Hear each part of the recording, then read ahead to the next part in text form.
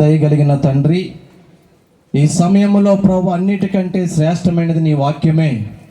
నీ వాక్యము చేత ప్రతి ఒక్కరితో మీరు మాట్లాడమని, నవదంపతులతో మీరు మాట్లాడమని మా మంచి బోధకుడైన యేసు నామమున ప్రార్థిస్తున్నాను పరమ తండ్రి, ఆమేన్.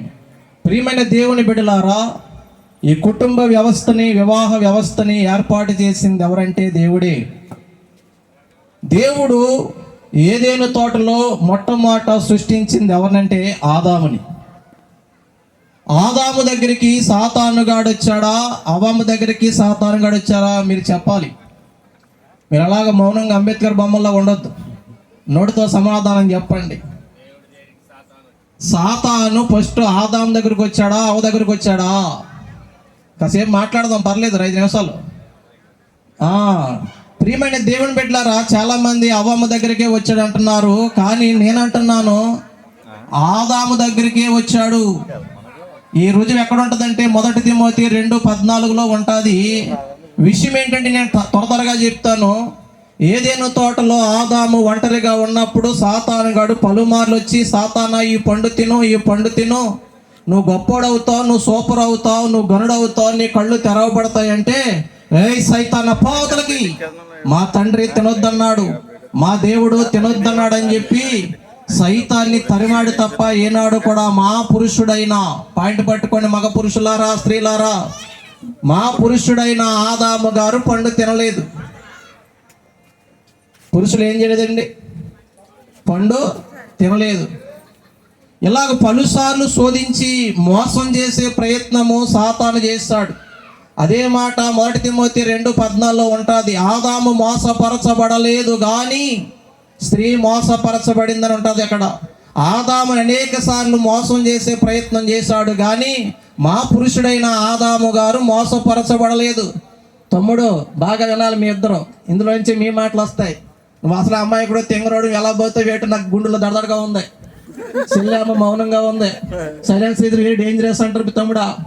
2 సైలెన్స్లు కలిసి చోట ఇది మొత్తం ఏదో అయిపోద్ది వేళ. దేవుడి స్తోత్రం, హల్లెలూయా.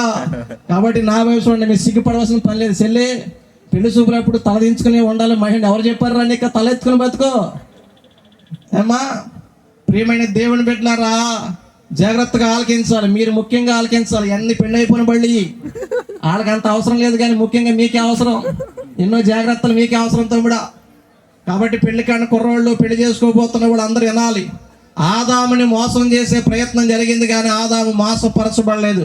అప్పుడు దేవుడు చూసి ఇలా ఒంటరిగా ఉండడం మంచిది కాదని సాటి అయిన సహాయముగా ఒక స్త్రీని ఇవ్వాలని చెప్పి ఆదాముకి గాఢ నిద్ర కలగజేసి అతని ప్రక్కట ఎముకల్లో ఒక ఎముక తీసి మా ప్రక్కనే పెట్టాడు. మిమ్మల్ని ఎవరినే చెప్పాలి, స్త్రీని. బాగా చెప్తున్నారు అయ్యగారు, ఎవరో అయ్యగారు నిండా వందనాలు.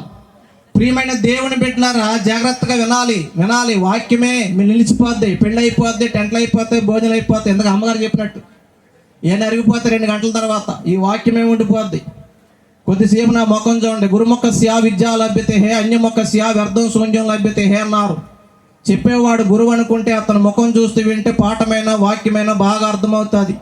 నా ముఖం మీ అంత అందంగా లేకపోయినా, మీకు నచ్చకపోయినా ముఖం కోసం కాదు, కానీ చెప్పాలి వాక్యం కోసం.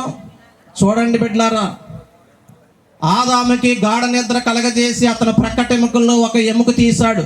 ఇది పట్టుకుని ఒక మహానుభావుడు అన్నాడు, మీ దేవుడు దొంగోడు రా అన్నాడు. మన దేవుడిని ఏమన్నారండి? దొంగోడు అన్నారు. మీకు తెలుసో తెలీదో స్టోరీ, పెద్ద డిబేటే జరిగింది ఫారిన్ కంట్రీలో కూడా. మన దేవుడిని దొంగని ఎందుకు అన్నారంటే మీకు అర్థమవడం చెప్తాను, జరిగిన మాట చెప్తాను. 2 ఫ్రెండ్స్ ఉన్నారు, చిన్నప్పటి నుంచి ఫ్రెండ్స్. తర్వాత ఇద్దరికి పెళ్ళి అయిపోయినాయి. ఒక ఆయన పాస్టర్ గారు అయ్యారు, ఒక ఆయన ప్రొఫెసర్ అయ్యారండి. చాలా కాలం తర్వాత ప్రొఫెసర్ గారు పాస్టర్ గారి ఇంటికి వచ్చాడు. కరెక్ట్గా రోజు ఆదివారం. చాలా తరచు స్నేహితులు అంటే చాలా ఇష్టమైంది, సంతోషమైంది, కౌగులించుకున్నాడు, ఒకరు హత్తుకున్నారు, బాగానే ఉంది. రే ఆదివారం వచ్చావా? అయినా పర్లేదురా, ప్రేయర్ అయిపోయాక, వర్షిప్ అయిపోయాక మాట్లాడుకుందాం, లంచ్ చేద్దాం, రారా మందిరానికి వెళ్దామంటే ఆ ఫ్రెండ్, ఆ ప్రొఫెసర్ అన్నాడంట పాస్టర్ గారితో, ఆ దొంగోడు గుడికి నేను రానడంట. మన దేవుడిని ఏమన్నారమ్మా? దొంగోడు అన్నారు. అదేంటి అంత మాట అన్నామంటే, ఒరే నిద్రపోయాక మీ ఇంటికి వచ్చాక డబ్బో బంగారమో ఏదో వస్తువు పట్టుకుపోతాను ఏమంటారు రా అని అంట. దొంగోడే అంటారా అన్నాడంట. మరి మీ దేవుడు కూడా ఆదాము నిద్రపోయాక ఎముకట్టిపోయాడు రా, మరి మీ దేవుడు దొంగోడు కాదా అని అడిగాడంట. నా పాయింట్ మీకు అర్థమైందో లేదో? బైబిల్లో ఉంది కదా, ఆదాముకి గాఢ నిద్ర కలుగజేసి అతను ప్రక్కట ఎముకలో ఒక ఎముకను తీసి, కోపం వచ్చింది, బాధ వచ్చింది. స్నేహితుడు ఏం చెప్పాలో అర్థం కాలేదు. ఈ లోపు పాస్టర్ గారికి మీలాంటి తెలివైన అమ్మాయి ఉంది.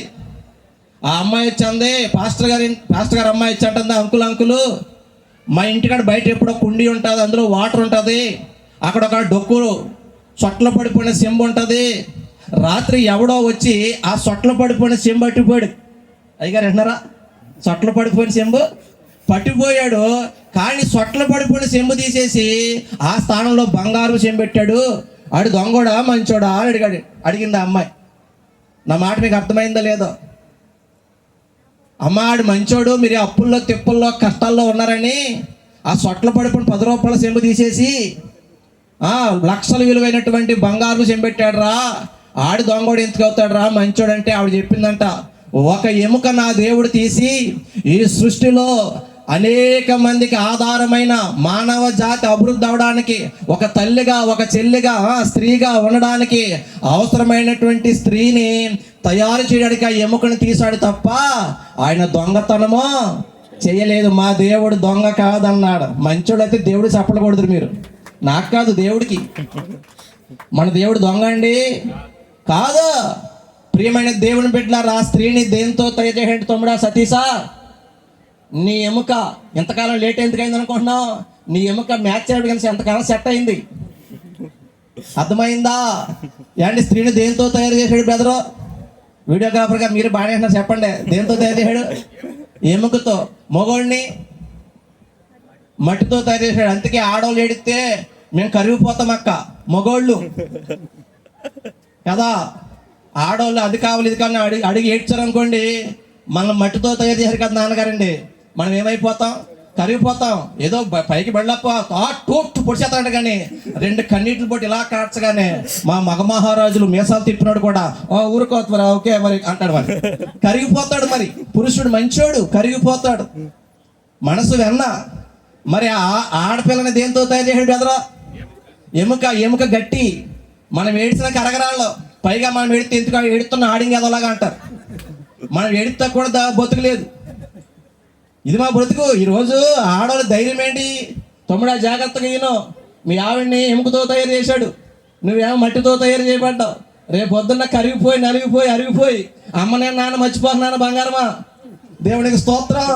ఎందుకంటే 16 సంవత్సరాల ఎక్స్పీరియన్స్ ఇక్కడ. నాకు పెళ్ళి అయింది, 2 పిల్లలు అయినో, కాబట్టి రాబోయేలో నీ భవిష్యత్తులో కనపడుతుంది తమ్ముడా. అది కాబట్టి చెప్తున్నాను, నువ్వు చాలా జాగ్రత్తగా జ్ఞానం చెప్పుడు కాపురం చేయమన్నాడు. మనకి ఏముండాలి తమ్ముడా? బలం ఉండాలి, ధనం ఉండాలి, లేకపోతే కానీ జ్ఞానం ఉండాలి. అర్థమవుతున్నాయి నా మాటలో? ప్రియమైన దేవుని బిడ్డలారా, స్త్రీని ఎముకతో తయారు చేశాడు గట్టి.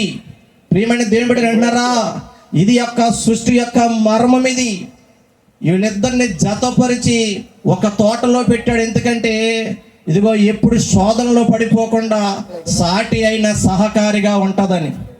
స్త్రీని ఎందుకు ఇచ్చాడు బ్రదరా? సాటి అయిన సహకారిగా ఉంటుందని. తీరాబోతే ఆదాము గారు నిద్రిస్తున్నప్పుడు పడుకుని రెస్ట్ ఇచ్చినప్పుడు అవ్వమ్మ గారు కుదురుగా ఉండకుండా ఏండి ఆ తోట అంతా గిరగల తిరుగుతకెళ్ళింది. కొంతమంది ఆడవాళ్ళకి కాళ్ళకి చక్రాలు ఉంటాయంట కదా, ఇంట్లో ఉండలేరంట కదా, ఆ ఇంటికి ఇంటి తిరుగుతారంట కదా, టీవీ లైన్లాగా అటు ఇటు వెళ్తారంట కదా. కొంతమంది ఆడవాళ్ళు కోపంగా చూస్తున్నారు, నువ్వు ఎలా ఈ టెంట్ ఎలా దాటుతావు చూస్తావు అన్నట్టుగా చూస్తున్నారు. అక్క నేను అసలు వికలాంగుడిని, పెన్షన్ కూడా వస్తుంది, అటువంటి పనులు చేయకండి. అర్థమవుతుందా? ఏండి ఆదాము గారు రెస్ట్లో ఉన్నప్పుడు, తోటలో ఉన్నప్పుడు ఈవిడ కూడా రెస్ట్లో ఉండాలా వద్దా? ఇలాగ వెళ్ళినప్పుడు ఆవిడ దొరికేసింది వినాలి. అప్పుడు ఆవిడ ఆశ చూపించాడు.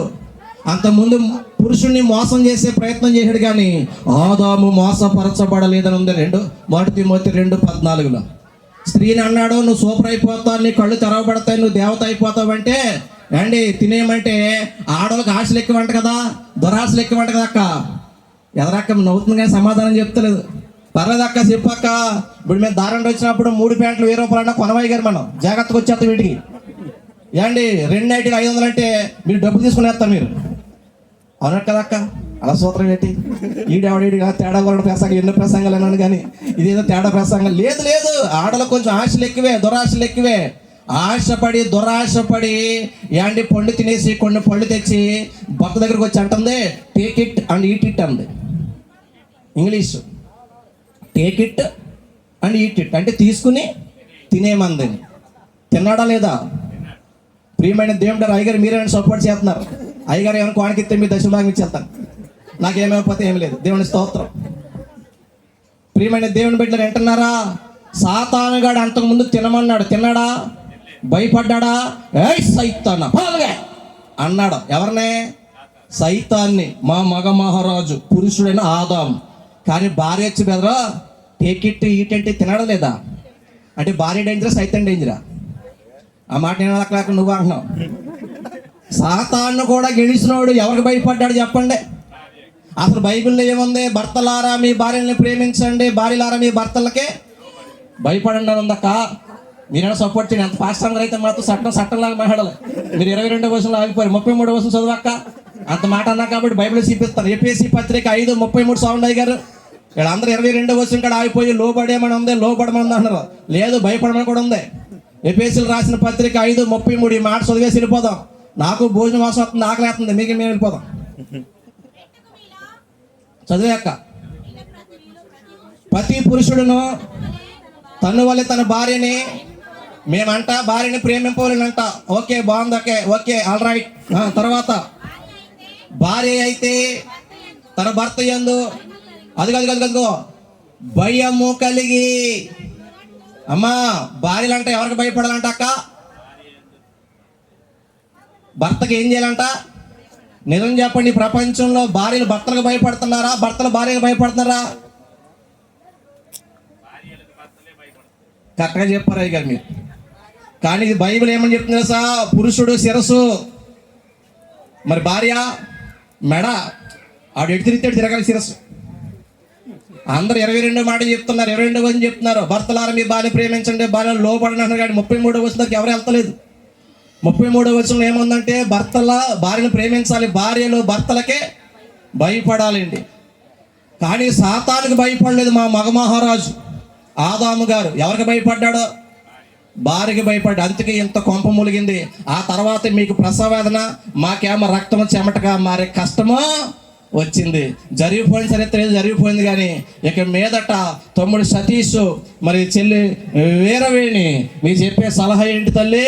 ఇదిగో మీరు జాగ్రత్తగా బైబిల్లో ఏముందో ఆ ప్రకారం బ్రతికి, ఇదిగో మీకోసం అయ్యగారు అమ్మగారు మంచి సాక్ష్యం చెప్పారు. ఆ సాక్ష్యం అలాగే మెయింటైన్ చేయాలి. మరి ఆ మెయింటైన్ ఏంటంటే, తమ్ముడా నీ భార్యని ప్రేమించాలి నాన్న, నీ భార్యని సన్మానించాలి, నీ భార్యని గౌరవించాలి.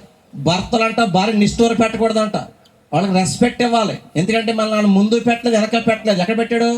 పక్కలో నుంచి. అంటే సమానం, ఈక్వల్, బోత్ ఆర్ ఈక్వల్. బాగా చదువుకొని ఇంగ్లీష్ చెప్పాను, నాకు ఇంగ్లీష్ అది ఉప్మాబడి ట్రై చేసాను నేను.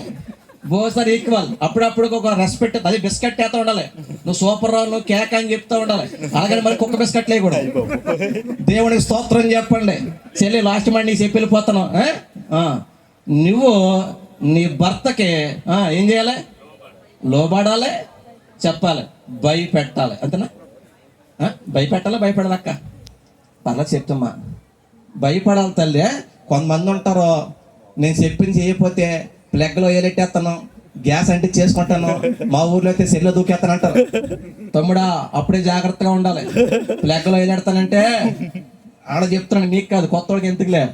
మీరు చెప్పండి అయ్యారు, ప్లగ్లో ఏడతానంటే ప్లగ్లో సావరే, మెయిన్లో ఏలెట్టే మనం దరిద్రం అయిపోద్ది. ఆకర కొట్టం వచ్చారు. బ్లాక్ మెయిల్ చేయకూడదు, లోబడమని భయపడమని ఉంది. అలాగే భర్తలేమో భార్యల్ని ప్రేమించమని, అమ్మ నిష్ఠూర పెట్టమని వద్దనా? నిష్ఠూర పెట్టవద్దనుంది. కానీ వాక్యానుసారంగా మీ ఇరువురు బ్రతికి ఈ గ్రామానికి అనేక మందికి ఆదర్శమైన దంపతులుగా ఉండాలని ఈ నా మాటలు తెలియపరుస్తూ మిమ్మల్ని ఆశీర్వదిస్తూ శుభాకాంక్షలు తెలియపరుస్తున్నాను. దేవుడు మీ జతని బహుగా ఆశీర్వదించును గాక. ఈ అవకాశం ఇచ్చిన అయ్యగారికి, మరి నాన్నగారికి కూడా ప్రత్యేకంగా వందనాలు. వేసిన దైవజనులందరికీ, అమ్మగారికి అందరికీ వందనాలు. Thank you. God bless you all.